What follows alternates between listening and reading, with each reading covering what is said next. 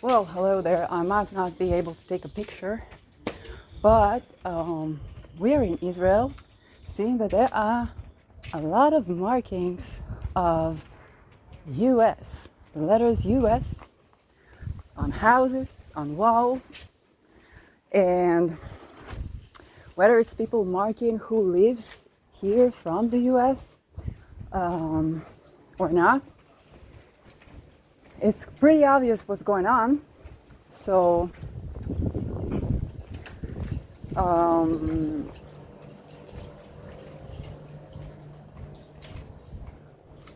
well, I guess what I have to say about this is that if we are all America in here, at least for a while, then America has you homeless. Your veterans did not make bad choices in life for them to be deserted in the streets, in a homeland. And if this is America now, the land that I'm stepping on, then I got something to say about living in America.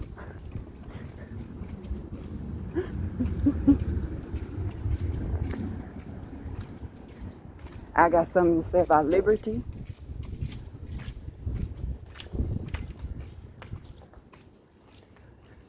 I got something to say about the culture of, oh, look at this. This is the Tower of London. So I got something to say about the culture that believes that if a person is not housed or can't go to work because maybe they have a trauma and a coping mechanism tells them to rest, then we as, I guess, Americans need to understand that our alternative solutions to whatever we desire there to be must include the fact that a lot of people are not going to be able to do the 9 to 5, to do the values that we've considered American, okay? Hard work. Some people, they will work even harder because they can't sleep, okay? It works like this with trauma. But some people, they're gonna need to sleep, not be able to work, or their work is not gonna be the best. And it's really, it's really about us as society. At the end of the day, it's really about us as society making a decision to set, to set a vision where we do have a place to be, our plot of land, and have a community life with a lot more flexibility than we used to do it when the settlers came in. So I guess this is America. I gotta tell you something, because during COVID, I said I had to flee. So I flee to the Netherlands, and then I met some people, some of them Americans, and we thought about communities. Maybe there are communities, I don't know, around Sedona, all those places where there are spiritual hippies growing fruits and veggies, and I don't know. But the thing is, I came back, was forced back, even though I have a passport, a biometric one. But it was also winter. They would just put me in the street in the winter. I would die. And now I see that America is coming to me.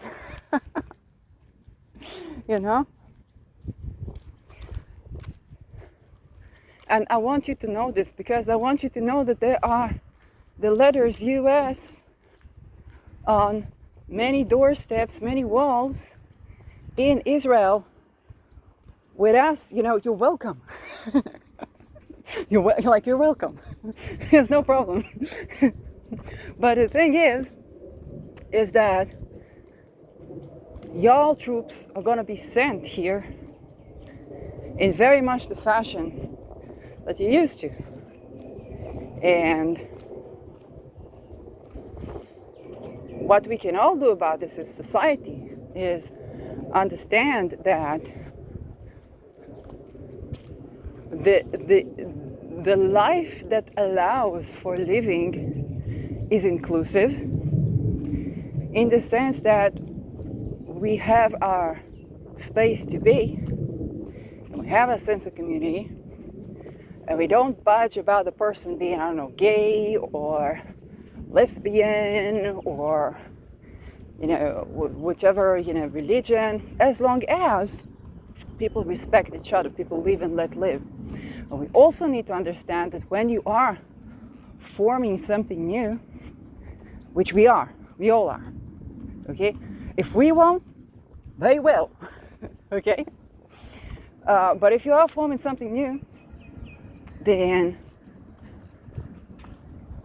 it's good to think about something, because all these terrors of whichever kind, they begin with one simple thing. People that are not fed, that do not have land, okay? That do not have that place where if you're getting angry, what you gonna do? Well, when's the next planting season? Now it's getting garlic season next month. We're gonna plant garlic, okay? A lot better to dedicate your time to what am I gonna plant this month. And since I'm planting something, I'm not in a hurry to get mad. When people have that, they don't get that mad that often. And the more people have that, the more we understand that we allow something to grow here, to actually grow.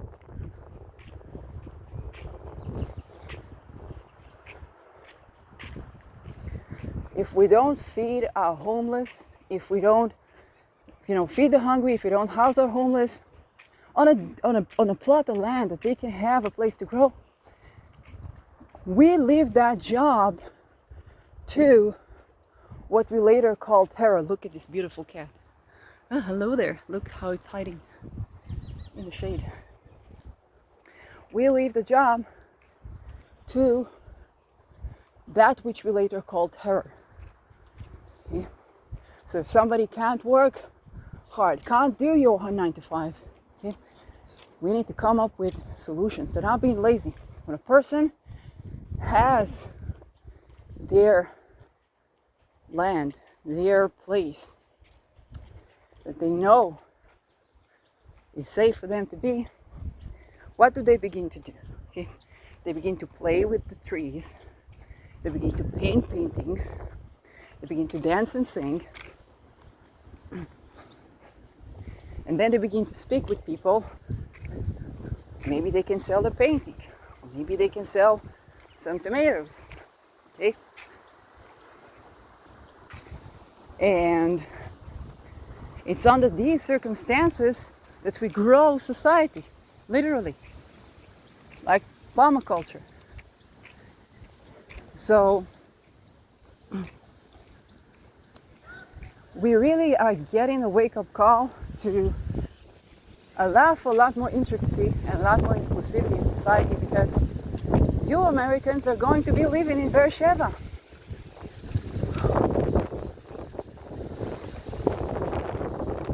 Who said for America to conquer Israel and Palestine? Okay? Not you, the people, but you and your families will be living. If you're serving in the army, you're going to be living here. So, and we're going to be living with you. So, those of us who are alive, they're alive. So, what eventually we need to set for is to grow a life that is good to live. And what they say, it's God's country. They come Americans here, okay, come Americans here. There's no problem with people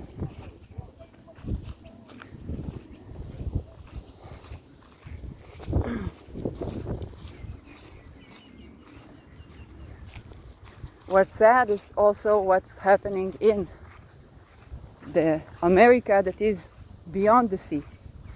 There's maybe the side that you're listening. Your farms, taxes,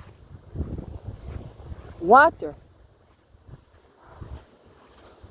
And for heaven's sakes, if you know somebody that knows somebody that want to open a web of cafes that allow for dogs on the road 66 to come in, I'm interested. It can't be that you don't have restaurants that you can put dogs in. When you travel, it's impossible. I don't understand how it's not un-American.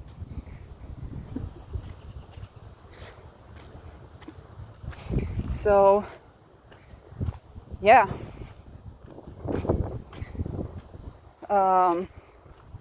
Just so that you'll know, okay?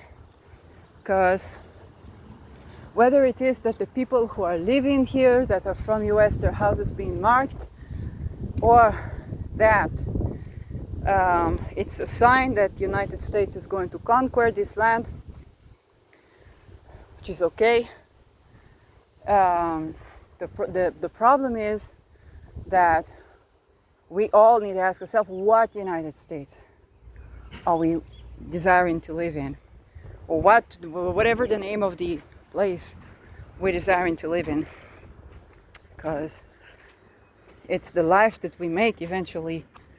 And people are going to be disillusioned from a lot of things that symbolized a lot of things basically to them, as we have it here in Israel, as there was in Maui, as there is in Netherlands, as is happening globally.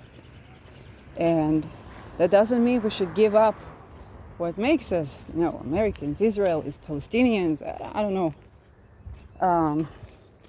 But it definitely means that we can hold the symbol and understand that our lives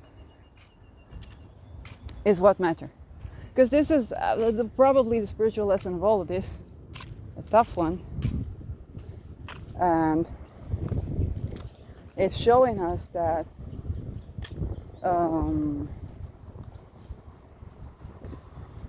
the promised land is the land that keeps the promise, and that depends very much on us, the people. So if the United States indeed is going to bring troops in, which I believe it's going to do, and it's probably the one to get to have the land as well.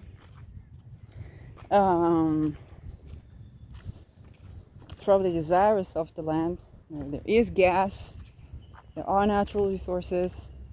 Yes, it's a beautiful country, I can't blame them. But the thing is, and what you need to understand is that your soldiers are heading to this front, and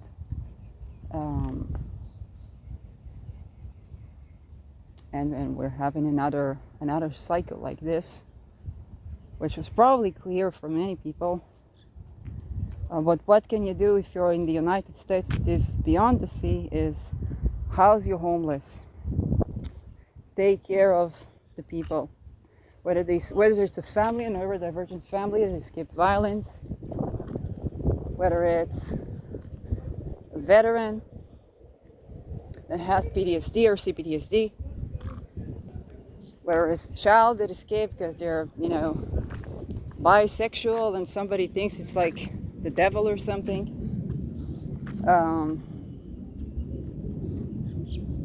Whether it's an astrologer that sells talismans and it's illegal, okay? Then what you can do is tend to these people now. Because these people, they know how to identify and get the fuck out of violent and oppressive situations.